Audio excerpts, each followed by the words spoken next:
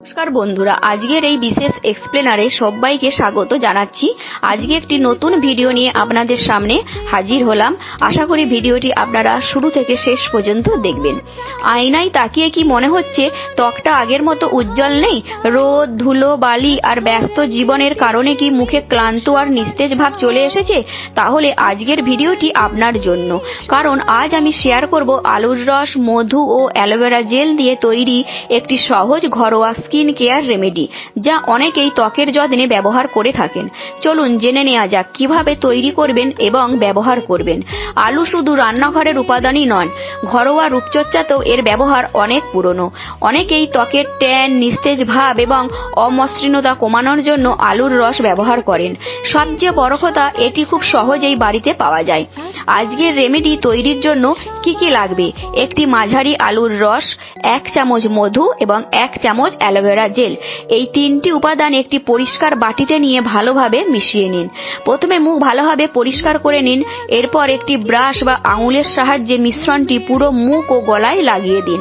বিশেষ করে যেখানে ট্যান বা কালচে ভাব বেশি রয়েছে সেখানে একটু বেশি করে লাগাতে পারেন। 15 থেকে 20 মিনিট অপেক্ষা করুন।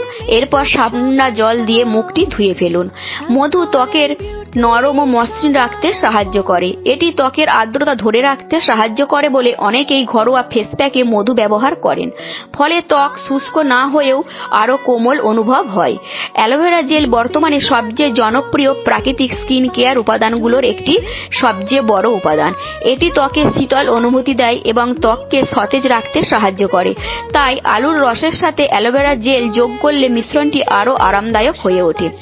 সপ্তাহে 2 থেকে 3 বার ব্যবহার করতে পারেন। প্রতিদিন পর্যাপ্ত পরিমাণে জল পান করবেন।